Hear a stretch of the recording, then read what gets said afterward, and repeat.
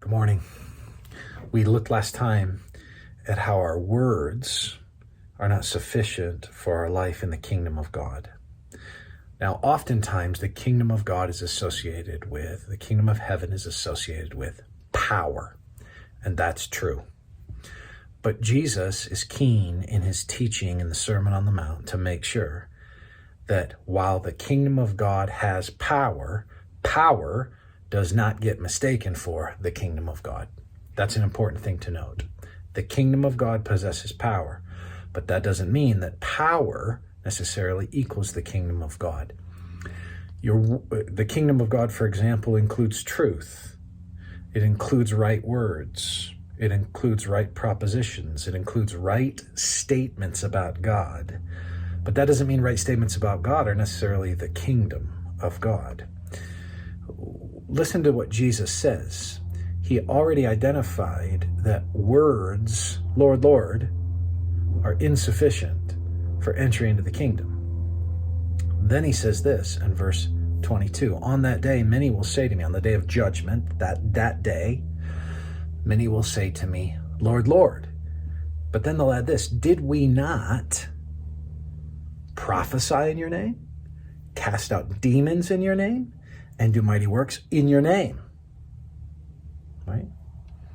Well, what will happen? I'll declare to them, I never knew you. Depart from me, you workers of lawlessness. So what will come of them? Well, they'll be cast out. They will not be included in the kingdom of God, even though power was manifested. Wonders. In Luke chapter 11, verse 29, when the crowds were increasing, he began to say, this generation is an evil generation. It seeks for a sign, but no sign will be given to it except the sign of Jonah, which was his resurrection. They seek for a sign. Sometimes in evangelicalism, we get obsessed with power. We want to see it. We want God show up in some way, and then I'll believe, right? And Jesus will not be a sort of sideshow. Jesus will not be doing pony tricks. Instead, Jesus does possess power. The Spirit possesses power.